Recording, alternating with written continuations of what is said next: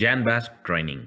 Learn and grow. Guys, so let's start with the training session 7. So today's session we'll be talking about the BPMN notations and how we're going to draw that out. So we'll be using the tool called Bizagi Balsamic. So this is a tool that we have from the company Bizagi. So what you simply need to do is go on Google and press it Bizagi Modeler and click on it. You will get the first URL as Bizagi Modeler free download. You need to simply click on it. And on that, there is a button called Download Bizagi Modeler. So you need to start downloading that. So something like that, a wizard window will come to you for installation of the shield, and I'm also doing parallelly there the same. And today we'll be talking about what is BPMN, what is the origin of BPMN, and what all the different notations related to BPMN are there, and what's its importance are. So now coming on to the first slide is BPMN. It's called as Business Process Models and Notation. So it's like a standard process modeling tool that's been used for graphical representation and notation. So whenever you want any techniques to show how the flow charting techniques that needs to show the activity, how the activities will be there, how you're going to perform those activities, by what you're going to perform those activities, how the UML will be there, how you're going to prepare those diagrams will all be done as part of the BPMN. So with the help of models and notations, you let client, you let stakeholders be aware about how the flow will be there, how the data will be flowing in. As O mentioned, right, how the process will be there. What is like once you're gonna sign in, what's gonna be the next screen? What's gonna be the next screen? How the data will be flowing in? Where will you making decisions? What will be the two decisions, right? So process flows help us out going into those directions. So the objective of the BPMN is to support the business processes, technical users, business users, protocols, and let able to help the complex scenario with the business process. So over here, the intention is suppose you want like something to be handled at the code, but now when you are dealing with the stakeholders, all of them are not technical persons. Most of them are from the business side. They know more about the business, how they're gonna generate revenue and all those things. But at the same time, they are well aware about that how it's gonna work in. But they are not aware about how you're gonna handle that at the code end. So in order to like take a look at all these things, we help them with the business processes. Like, hey, your data will be flowing like that. This is how it will be handled. This is where we're gonna have conditions like decision making boxes, call as prisms. We're gonna make some conditions, add some conditions, whether that condition gonna be yes or no, dependingly, we will take a next call. And this is how we keep on moving forward with the business processes so that all the business is even well aware about like what needs to be done next, how the flow will be there, how the user will be experiencing those flows or the processes, and dependingly we will move forward. So the primary goal of the BPM is to provide standard notation readily understandable by all business stakeholders. So it's like a standard notations, as Om even mentioned, whether it's like database they are creating it, whether they are creating in the IBM flow, or whatever that you're doing it, or I'm creating out some business flows. I'll be showing you those. Whatever you're gonna create it, it's gonna be all generic. So if we talk about business, so the notations that you guys gonna use in are very generic. So everybody is well aware about it. And being it's all in a pictorial manner, so people understand those things very well because it's to the point and clear that something like a flow needs to be there, and it's even bridging out a gap between the stakeholders and the other market people that are there in the calls, or like the business people that are who are involved in that. So coming on to the notations, we have like the start markers, the task, intermediate events, and the finish events, right? So guys, you must have see that's double line of it, like the shape makes the difference over here. So you have seen tasks. These are the two options related to tasks. These are the intermediate events. So you'll be seeing with two outer rings. Then you will be seeing another task. So wherever you will be seeing the square boxes with hedges, so please make sure that's a task. Anything you get it with a circle that's darkened means it's filled, right? It's the finish event. That's the dark on one with the finish event. Whereas the red circle with it's always going to be the empty circle. It's going to be the start or like the start marker. So it's like an empty circle. So it doesn't have anything in between. So that shows the start marker. So now don't get with the colors that it would be always red and it would be always blue. So just to highlight you guys that what is the difference between that, I've made that out. But on like ground levels, all will be shown particularly like in black colors only. So you need to identify with the help of shapes. So I'm again repeating that anything that's in square with round edges are all tasks. Circle ones are the intermediate events, and the last one is the hunger satisfied, the darkened one, the finished ones. And this is how we're going to have the first one, which is like empty circle. That's the start marker. Moving on to the next, we have origin of BPMN. Business process model notations. Origin comes in from the Business Process Management Institute, BPMI. It's part of the OMG. Now, OMG is something a very important thing that we're going to talk about in the next slide. So it's developed about the XML process execution language. So this is more history about like where the BPMN comes in and how we have those. So there are majority of proprietary notations.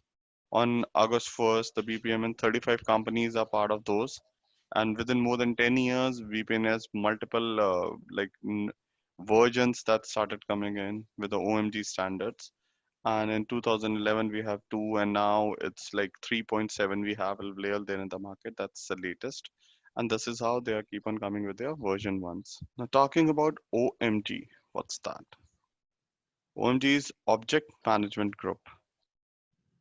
So the Object Management Group is an international open membership non-profitable standard group that helps you for creating visualized designs, executions, maintain softwares, aim for distribution orientations, and other company focused and model based standards. It's an object oriented group, object management group that helps you create certain diagrams, and it's a non profitable organization first. So there are different standards that they keep on coming up, and in the implementation cycle, or like if you talk about the understanding of it, everybody uses the same notation. It's a standard set up by the OMG companies, and they will be using out and guaranteed that the confirmation or the product they are making is correct as per the standards configuration. So Bizagi also uses the OMG standards. So it's well known there in the market, open source, and anybody can use that out. Let you know about these are the basic BPMN notations. Like we have the start event, that's the circle that I've told you, the empty circle, whereas the end event is like the dark circle. That's the end or a stop events. Then we have certain icons if you want to show any message that needs to be there. Sometimes we even have the events like timers. We need to add like database gonna take like 2 minutes to execute, or there is gonna be some jobs that needs to be run. It's gonna probably take like 1 or 2 minutes. So you can add a timer over there that you have to wait for 2 minutes, right? That shows the symbolize that there is some timer attached to it. Then we have some error icons if you want to let them know that probably in executing these files, these are usually being used out in databases like OM is suggesting now. If you want to show them like if that's not going to be executed, we'll be getting some error messages coming in. So that event symbolizes the error. Then we have certain links, and then we have the end events. Talking about events as one element, activities are other. Like generic activities, we call it as the activity events, where we are having a square box with edges. Task is also being called as. Then we have sub processes, where we're gonna have the outer boundaries with dotted lines, where you have processes, process in processes are there, are called as sub processes. Then we have transactions where we're going to show them with darker line with the inner internal lines. That's been used out in rare cases where you will be showing certain transactions that happening within one process under that one umbrella. In such cases, we're using that. Then we have the darken events where we are calling something and that we are getting from a third party, right? Or when we are calling from something outside, we are dependent upon before we execute it. So such cases, we are using this events as well. Then we have certain gateways, which is called as exclusive event, parallel event, inclusive events, exclusive event-based events, and parallel event-based events. So with this exclusive and the event-based, so you're gonna have the outer circle only, but you're gonna have the inner circle. So that is the difference that comes in. In the exclusive base, you're gonna have this cross with the same outer circle, whereas in the event base, you're gonna have square outer boundaries with a circle outside it. And then we have the connecting flows like the sequential flow, the message flow, and the associations that we uses for connect any one of the two events or any activities, gateways. We use the sequence flow, the message flow, and the association flows accordingly based upon our requirement. If we want to simply go with the flow of the data, we're using the sequential flow. If we want to associate with anything, we're going to use the dotted lines. And if we're going to have the message flows, we're going to use the dotted line with the circular at the end. So these are certain most important use elements that we are using in BPMN notations. So here are the few BPMN notations that are there from the Visio. So you guys can even draw the same diagrams from the tool Visio as well, like the tasks, gateways, events. So the snapshot is there from the Visio tool itself. So this is how the diagrams will be completely there on the tools. You simply need to click on it and drag and drop. Given notations, we have certain like tasks, gateways, intermediate events, messages, data flows, data objects. Depending upon your requirement, there are many. I've just taken few of them from the snapshots. But this is how any events you want, databases, if you want to talk about something needs to be stored.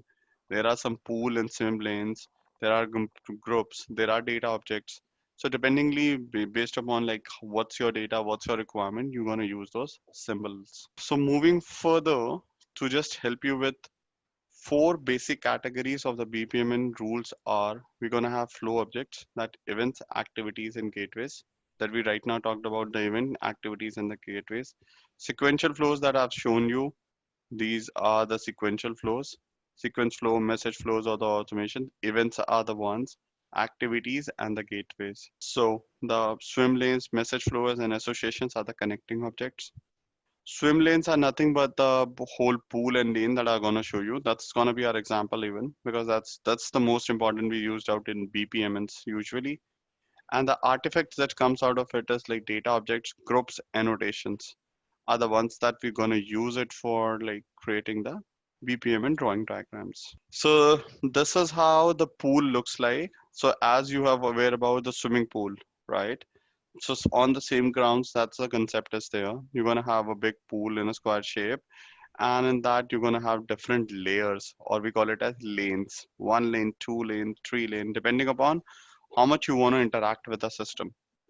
This is how we're going to have different lanes in that. So now let's go to the diagram and we'll show you the creating out any one of them.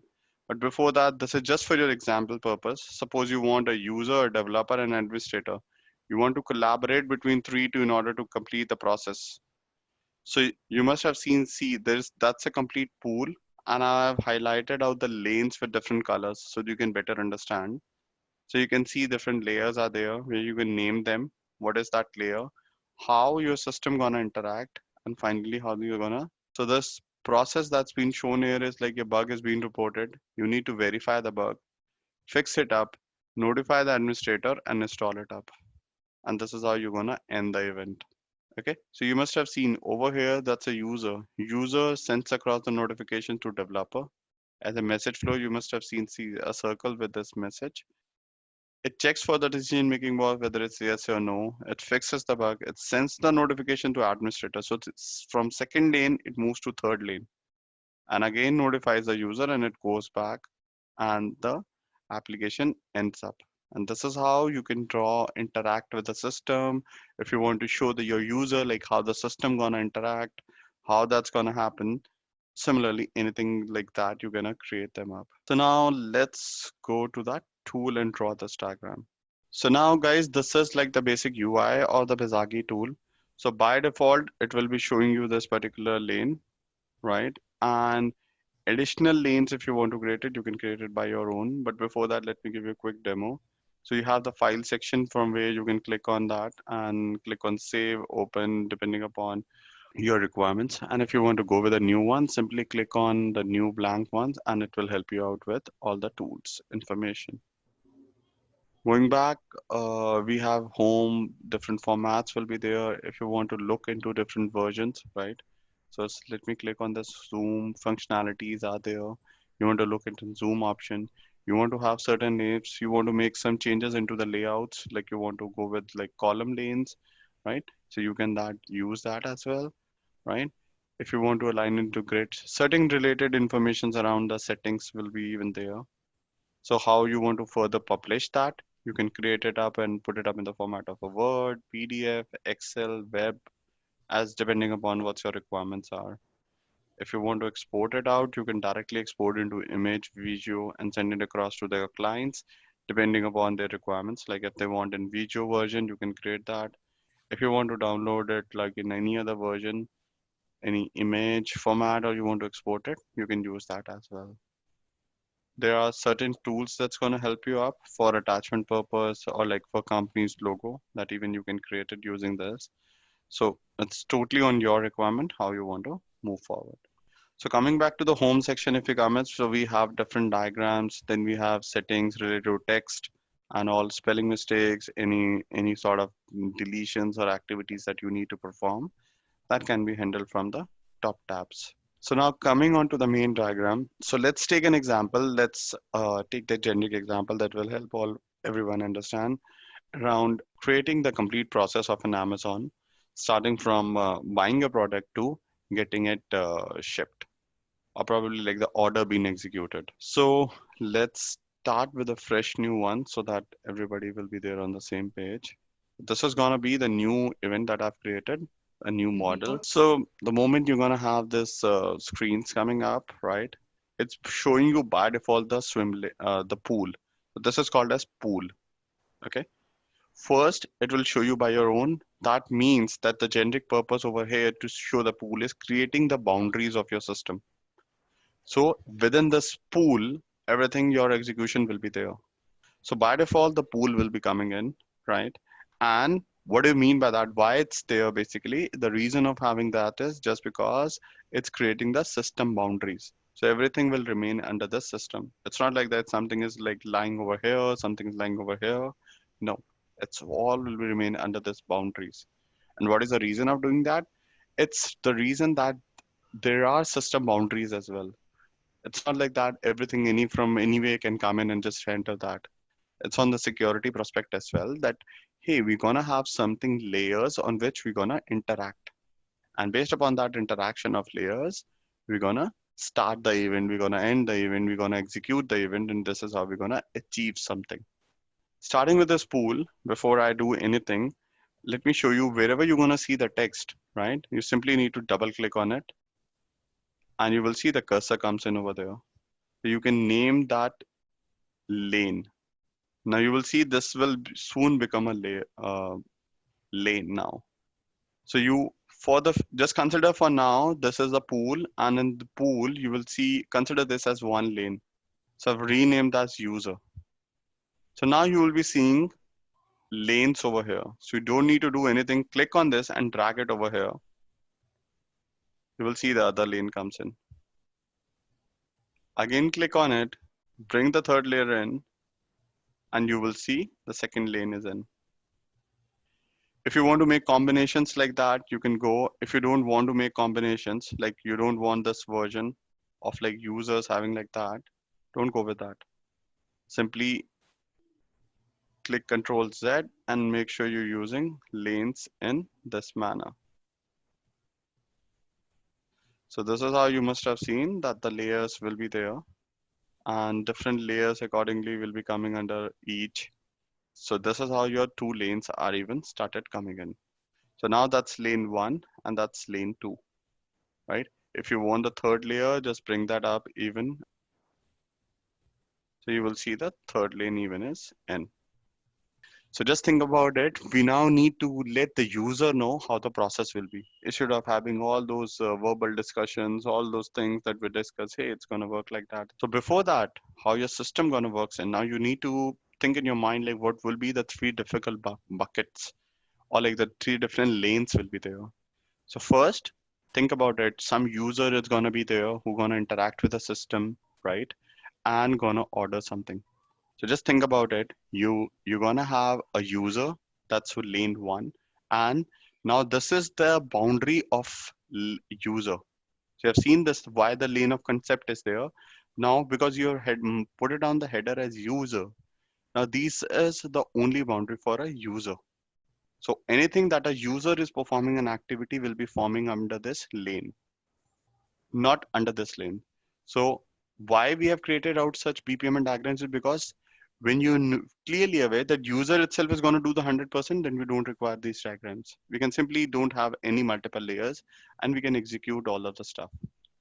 But over here, in such cases, we want multiple layers, or the user wants to interact with multiple things in order to execute an event. For doing so, you need to make sure you have all these multiple layers are there, right? So you're gonna have first as layer as user. Now think about it. What the user gonna do? Where he gonna interact? So he gonna interact with the system. So let's make second layer as system. And now the third layer is gonna be warehouse slash inventory management. So probably now you get a better idea what the picture we are trying to create is. We have an Amazon app where we're gonna have users. You're gonna interact with the system. System gonna interact with the warehouse and inventory management system. And this is how we're gonna execute a complete event. So just now think about it. We now started creating out a picture at how gonna it works, how it not gonna work, right? What all the steps that are involved on a high level. So the user comes in, he looks for a product, he checks the inventory whether it's available or not, right? Look for the nearest warehouse, and in the moment we give them a result, execution times takes in, and post that we end the event. Correct? This is how it even happens on Amazon, the processes. Or it's anything different that you guys are not agreeing with me. Can someone please come up if it's not there? Because just thinking now, when we are drawing a diagram, we need to make sure we are creating the business logics within our mindset as well. So because we need to now explain client, and with this diagram, we're going to do that. And this is how we call it as like, instead of talking verbally, we have something there on the grounds in form of pictures or visualization forms that help anyone understand things better compared to anything else. So now let's start with certain events. So we're gonna have start events. You don't need to do anything. Just click on that and drag it over here. So you're gonna have start event. Now you must have seen, see, it's already showing you all these things.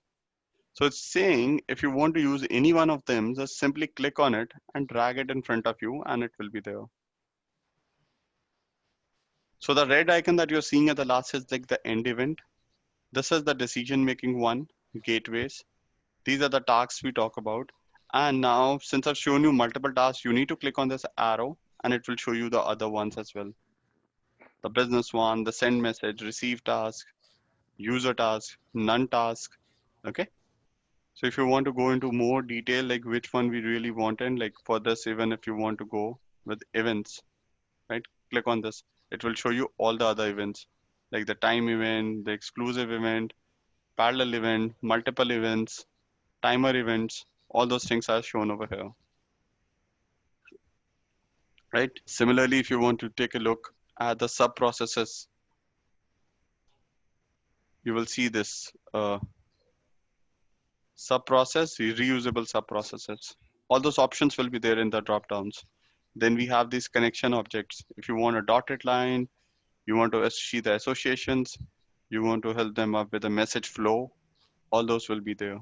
These are certain databases. If you want any image to be added at the background, you can do that. You want to add any special text, formatted text, you can do that. And similarly, there are multiple other and the settings that you want to use it. So all will be there in that. Okay. So let's first talk about, we started out an event. We started doing the task. The first task that's going to come by its own, since we're gonna considering an Amazon website as an example. So the moment we start an event, user sign ins. So now think about it. User started out an event. User signs into the website. And what is going to be the next page that's going to be there? The home landing page, right? So let's create another short thing, and I think it's gonna consume our more spaces. You simply make it in front of it and the arrow will be straight in by its own. Okay. Now we're gonna have landing page. So go step by step so that client can understand. Don't go with that you are making too much steps. Let's write it home page. So try to give as much details as you can possible, guys. That's gonna help them up. Landing page. Okay. So now the user comes in, he logs in, and he there on the landing page, right? Now what the third thing he gonna do? So let's have another task that's he gonna do. So now you've seen, see, I'm not going with drag and drops. I'm getting all these options by its own in front of it. I'm just using them simply. And we have all of them, tasks, decisions, because these are the 5 common ones that usually people use it up, right? So if you want, you can have the another copy of it. If you don't want, you can just click on Control Z, it will be there. If you want any other thing, you can go back as well. So that's completely on you. If you don't want, you can delete it up as well. So simply click on it and click delete. It will be out. Okay, so now coming on this, search. So now the user comes in, he looks on the landing page, he search the products, right? Once he did that activity, right? What's gonna be the next step? So you gonna need to have a database now in picture. And why? Let me tell you.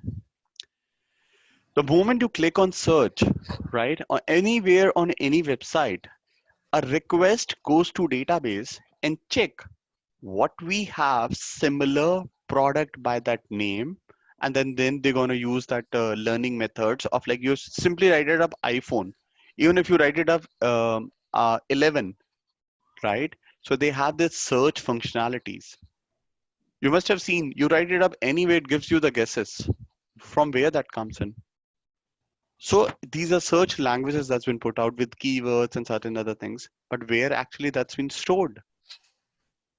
So that request has been stored out in your databases. So the moment you're going to click 11 and you're going to click enter, or you're going to search iPhone 11 and click enter, the request goes to the databases.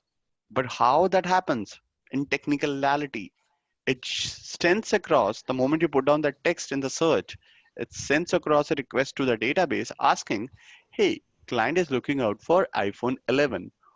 What we have related to that in our databases.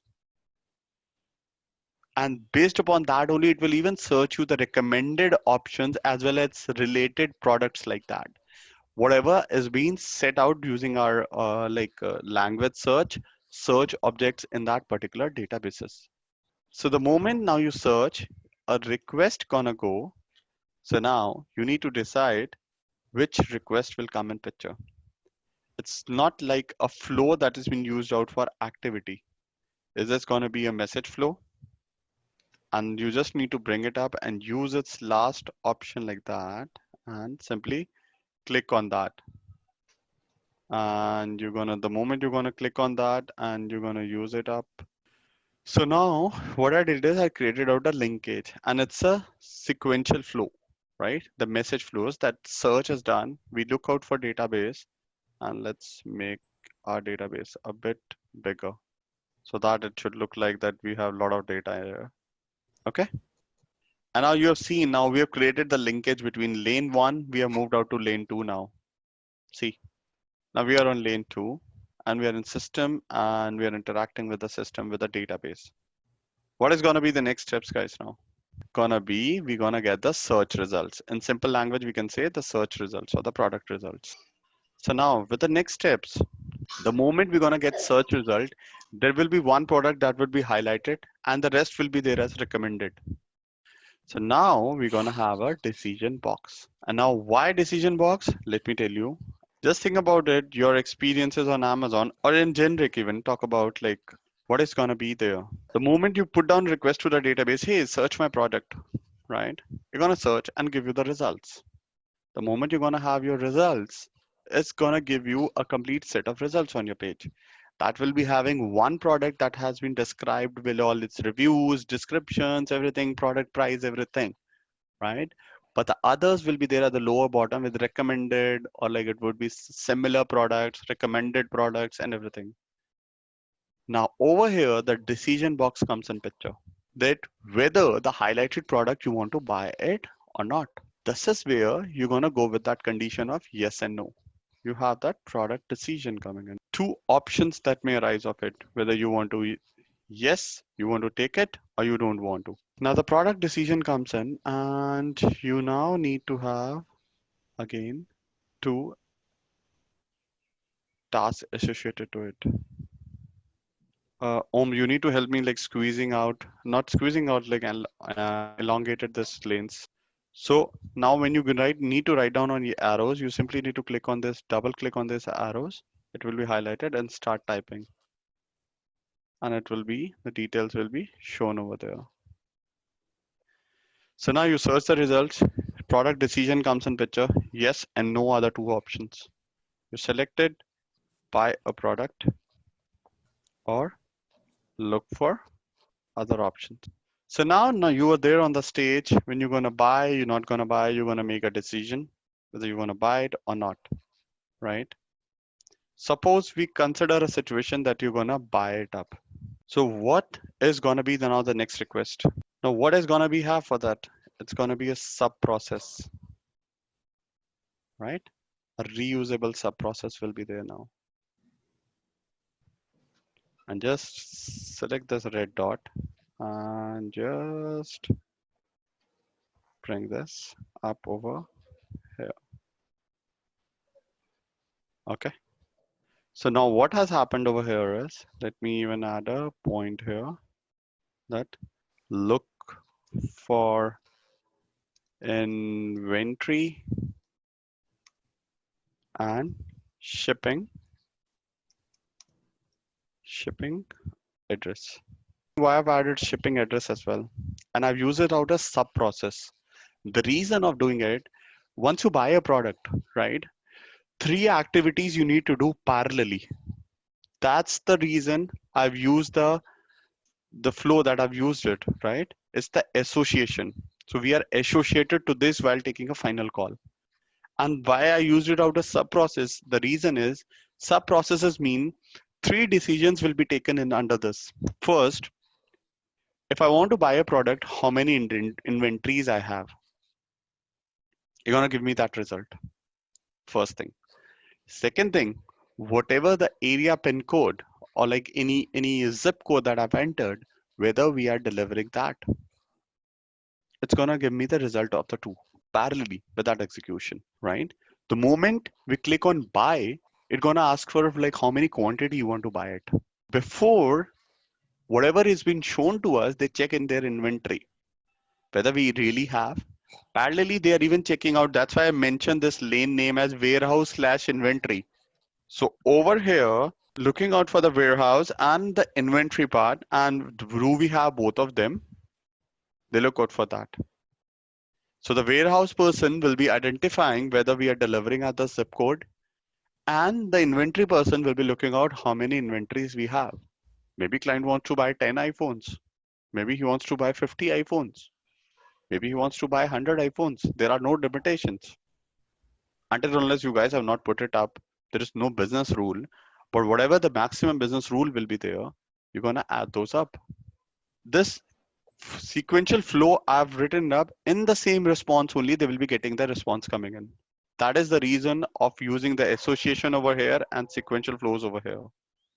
Now, we have completed the scenario. Now we finally decided, right? We got the results. I want to buy this product, right? Now again, let's go back. So because since we have made this association from the same sub process, we got the results even back to the product that we need to buy it or we don't want to. Now there is gonna be a new task that's gonna come in over here, which is called as your cart. See, now you're gonna add the normal association. Add the last option as payments, and finally we're gonna have an end event. And now this, where is this event gonna be coming in? At the user level only. An association, now the only association will be there, right? That payments are done, inventory is being checked out, every detail is in, and we end the event with the notification. Order confirmation. Okay. So whenever you're creating such diagrams, you need to make sure you're not leaving any association untagged, right? And even write it up. Let's write it up. Amazon database. So by this process, we are helping a client understand how the user gonna come in, how you're gonna buy the product. If not gonna buy the product, what the repeated activities you're gonna do, and finally how you're gonna make the payments and end an event. So this is what the picture we are right now giving them. Not talk about returns. These will be part of these diagrams only. But right now we are just looking out for a use case that we are creating is like how the user gonna shop on website. Okay. And with this pictorial diagrammentation, the client will be able to get every information that what you gonna do, how the user experience gonna be there, and how he gonna end the event. And parallelly, you need to even make sure what is gonna be the user experience with very limited amount of steps. Okay, guys, so that's all we have for today.